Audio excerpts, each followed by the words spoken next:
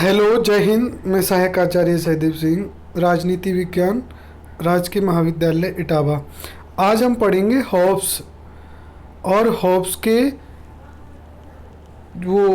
Hobbs के शक्तिशाली या पूर्ण सत्तावादी और व्यक्तिवादी विचार। यानी हॉब्स के विचारों में दो गुण पाए जाते हैं कि उसके विचार व्यक्तिवादी भी हैं और पूर्ण सत्तावादी हैं। दोनों विरोधाभासी हैं ये, लेकिन वो शुरुआत में व्यक्तिवादी है जब वो राज्य के निर्माण की बात करता है व्यक्तियों के आत्मरक्षण के लिए, और पूर्ण सत्तावादी है जब वो समझौता हो जाने के बाद, राज्य के निर्माण के बाद वो पूर्ण सत्तावादी बन जाता है जब वो एक शक्तिशाली राजा का निर्माण करता है। और चूंकि शक्तिशाली राजा इसलिए आवश्यक होता है कि व्यक्तियों को अराजकता की स्थिति से बचाने के लिए, तो उसके विचारों में आज हमारे अध्ययन करेंगे कि उसके विचारों में पूर्ण सत्तावाद और व्यक्तिवाद कैसे निहित है। तो देखिए, उसने एक शक्तिशाली राजा का समर्थन किया और वो कहता था कि जो राजा है वो मृत्युलोक का ईश्वर है। यद्यपि वो ईश्वर को नहीं मानता है, परंतु उसका मतलब है कि राजा उसके जैसा शक्तिशाली होगा, राजा उसके जैसा शक्तिशाली होगा। तो राजा की इसी सर्वोच्च शक्ति को उसने संप्रभुता कहा, और हॉब्स ने राजा को सर्वोच्च शक्ति प्रदान करते हुए कहा कि चर्च भी इसके अधीन है, और उसे पहली बार ये बात कही कि चर्च एक मानवीय संस्था है। इसलिए तो हॉब्स को क्या कहा गया, मेल्सबरी का दैत्य कहा गया उसको, और उसका सभी लोगों ने उसका विरोध किया था उस समय। तो उसने इस चर्च को मानवीय संस्था बताया, चर्च को राज्य के अधीन बताया, और उसने कहा कि राज्य की आज्ञा ही विधि है।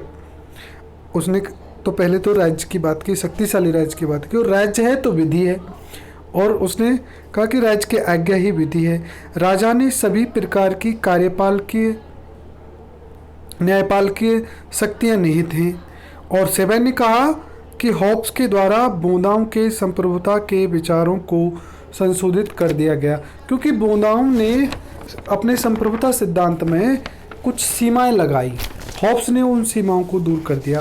बोंदाओं ने राजा को ईश्वरीय और प्राकृतिक नियमों के अधीन माना था, जबकि हॉब्स ने कहा कि राजा की शक्तियों पर किसी प्रकार का प्रतिबंध नहीं है।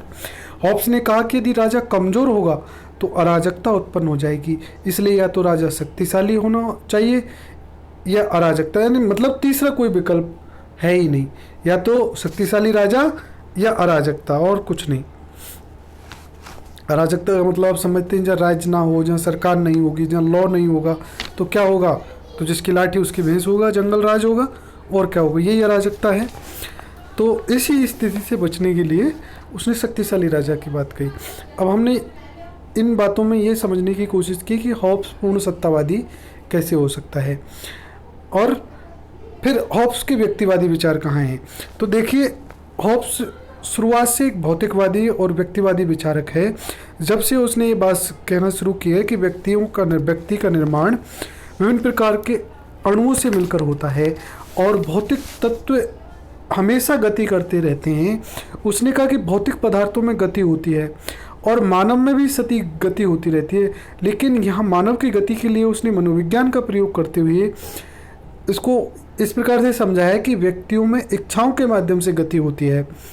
तो उसने यहाँ तक कहा कि व्यक्तियों की इच्छाएं तो इतनी प्रबल हैं कि वो उसकी मृत्यु पर ही समाप्त होती हैं, और लेकिन इन सब इच्छाओं में जो सबसे प्राथमिक इच्छा है वह है अपने आप को बनाए रखने की इच्छा, और इसी अपने आप को बनाए रखने की इच्छा ने व्यक्ति को राज्य बनाने के लिए प्रेरित किया।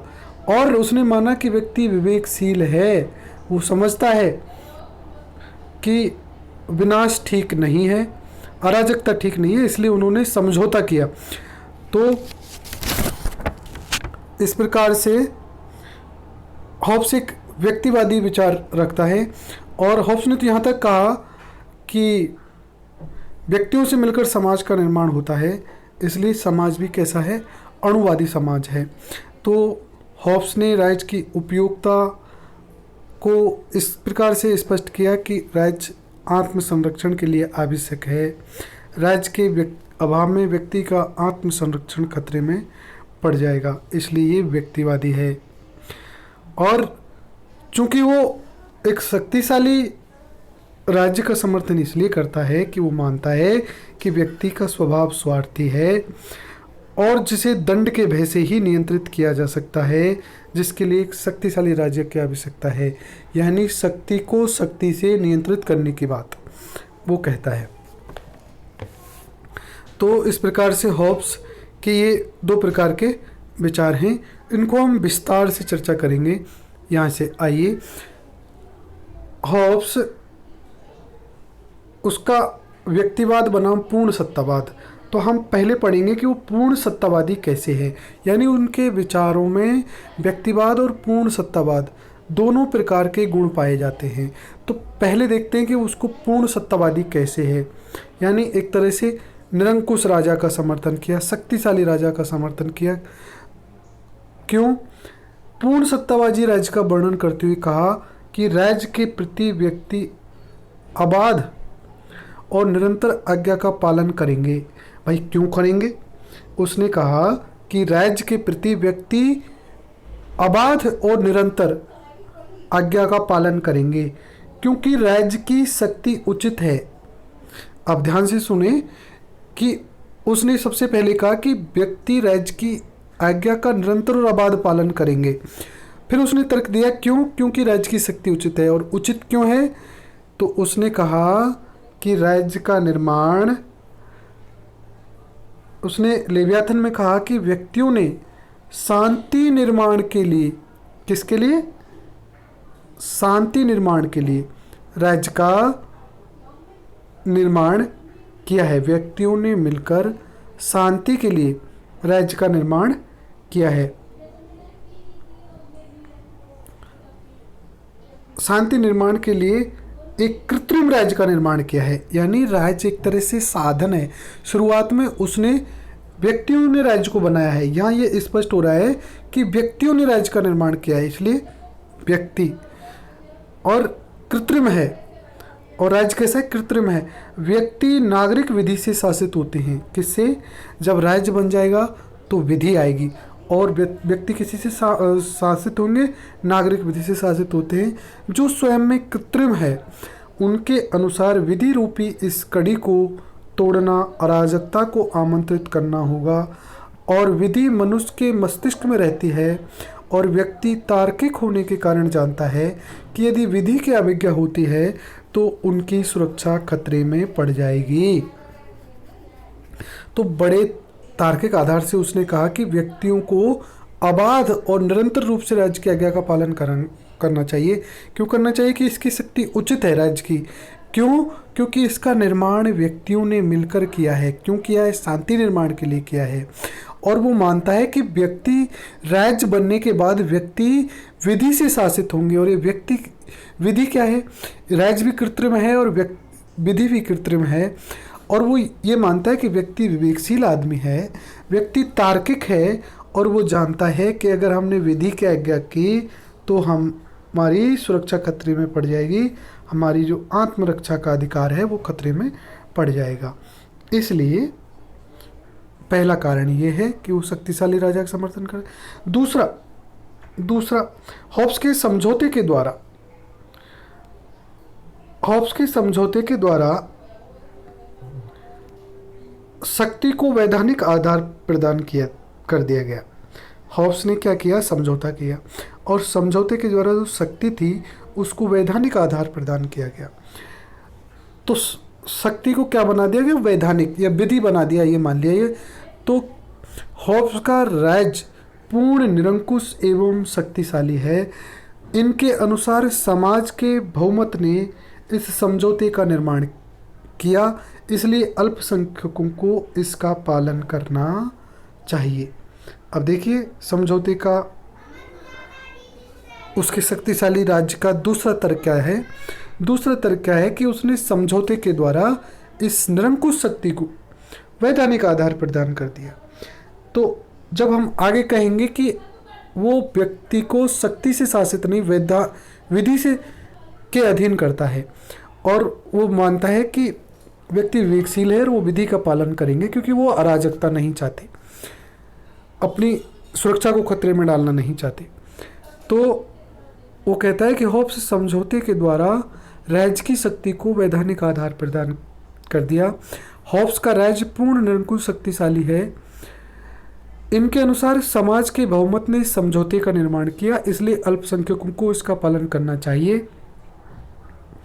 इसलिए राज्य की शक्ति के विरोध का आशय है इसलिए राज्य की शक्ति के विरोध का आशय है राज्य में संप्रभु शक्तियों को अस्वीकार करना, जो अतार्किक है।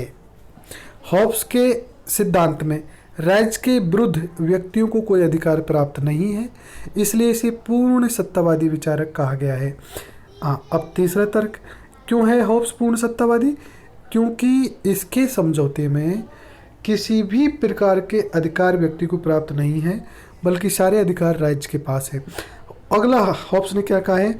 हॉब्स ने कहा कि यदि सरकार नागरिकों का दमन करती है तो भी उसका विरोध नहीं किया जाएगा, क्योंकि सरकार का विरोध स्वयं अपना विरोध करना होगा। अतः समाज में केवल राज्य के अधिकार हैं, व्यक्ति के नहीं। तो हॉब्स क्या कहता है? व्यक्तियों के विरोध को उचित नहीं मानता। हॉब्स ने राज्य को एक काल्पनिक व्यक्ति की संज्ञा दी और सेबाइन ने तो इसको क्या कह दिया? काल्पनिक निगम कहा। और निगम को प्राप्त अधिकार और शक्तियां इसके सदस्यों को प्राप्त शक्तियों से ज़्यादा होती हैं। हॉब्स ने एक असीमित, निरंकुश, पूर्ण व शक्तिशाली राजा का समर्थन किया है। हॉब्स के विचारों में अन्य समुदायों को पूर्णतः उपेक्षित किया गया है, इसलिए उसने चर्च को भी राज्य के अंतर्गत माना। चर्च या अन्य संगठन किसी भी ऐसी विधि का निर्माण नहीं कर सकते जो राज्य की विधि से विपरीत हो। हॉब्स का विचार अरस्तु से पूर्णतया भिन्न प्रतीत होता है। उसने आणविक समाज की संकल्पना को माना। इनके अनुसार समाज का निर्माण का मूल आधार राज्य के द्वारा दिया जाने वाला दंड का भय है।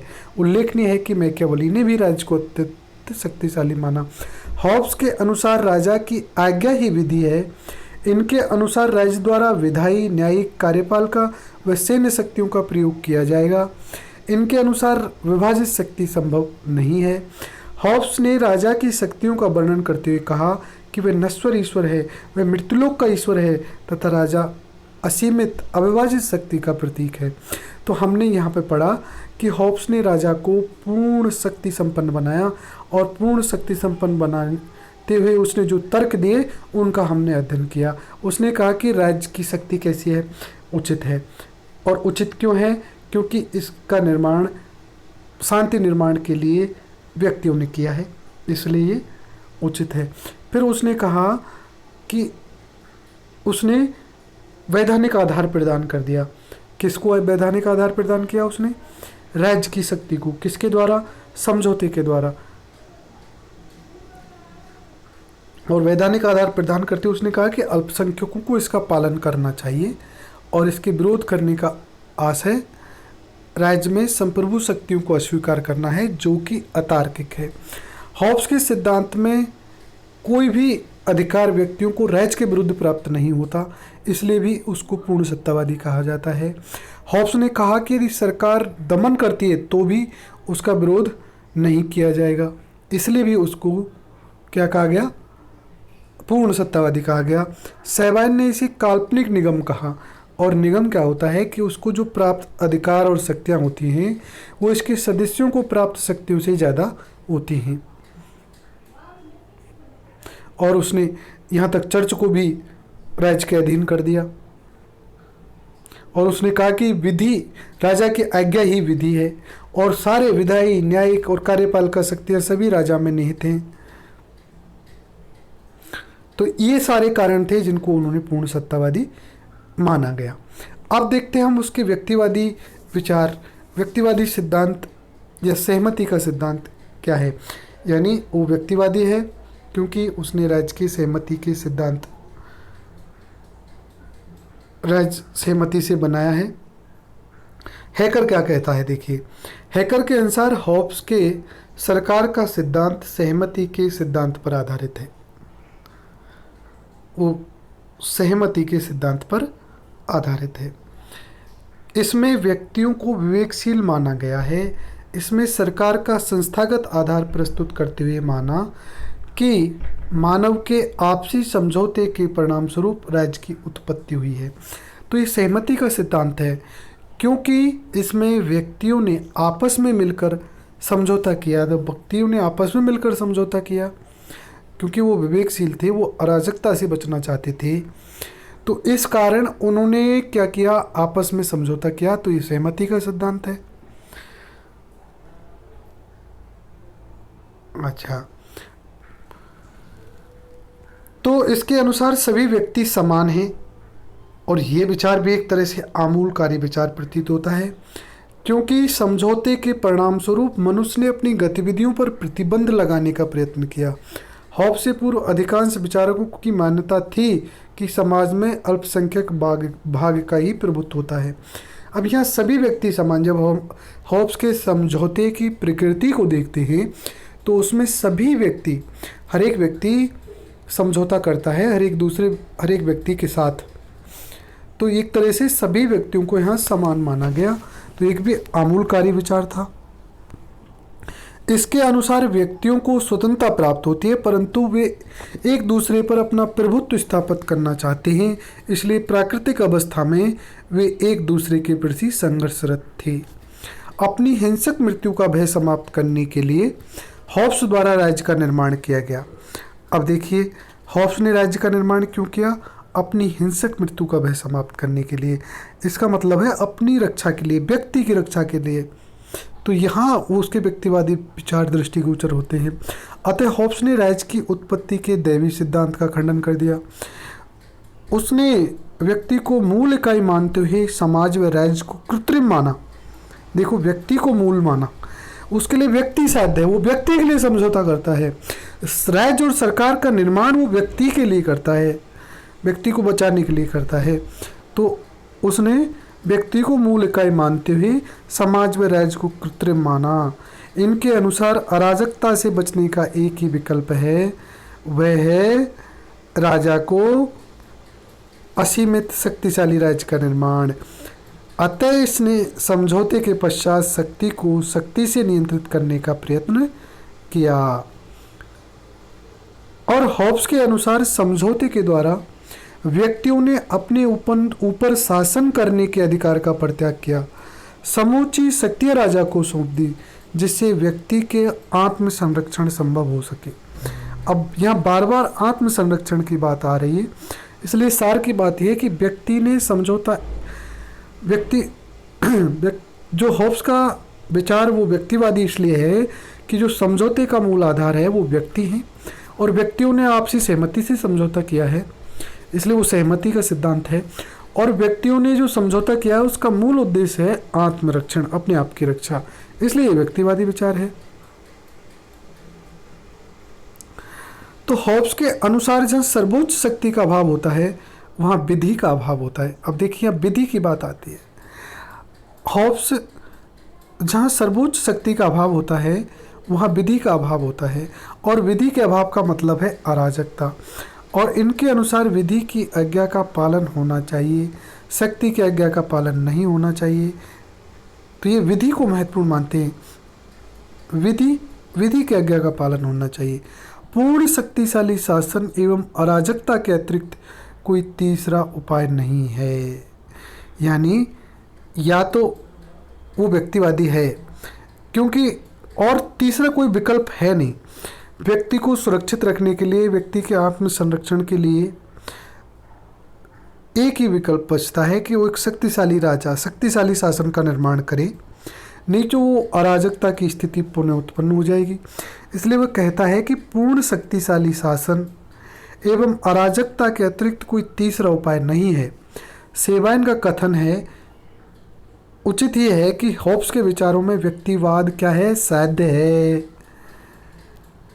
और पूर्ण सत्तावाद एक साधन है। तो व्यक्तिवाद तो क्या है, साध्य है। यानी उसने जो राज्य और सरकार का निर्माण किया है वो व्यक्ति के लिए किया है, उसके आत्म संरक्षण के लिए किया है। तो देखिए, ये बड़ा महत्वपूर्ण है। राज्य के निर्माण का मूल उद्देश्य व्यक्तियों का आत्म संरक्षण करना है। इसने तो यहाँ तक कहा कि यदि राज्य व्यक्तियों की आत्मरक्षा करने में असफल हो तो उसकी आज्ञा का पालन नहीं किया जाएगा।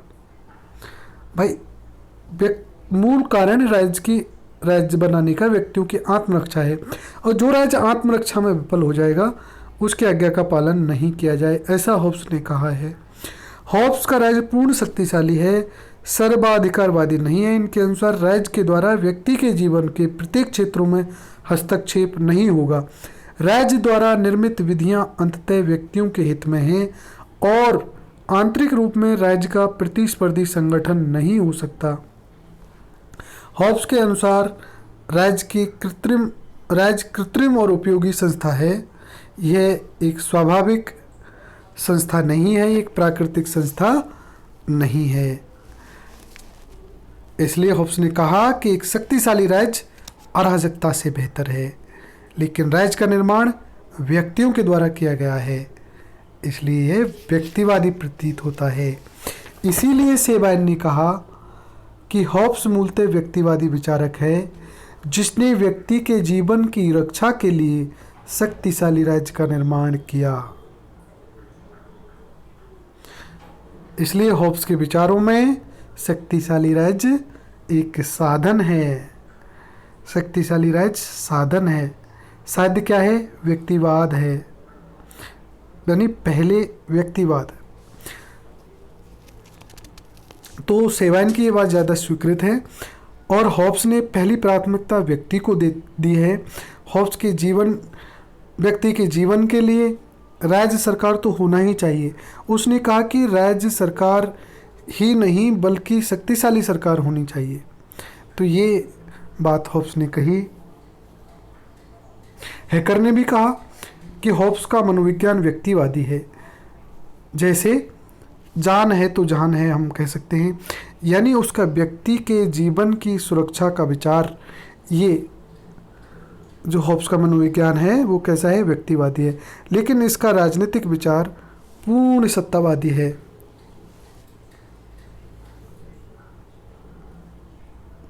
ये थे आज का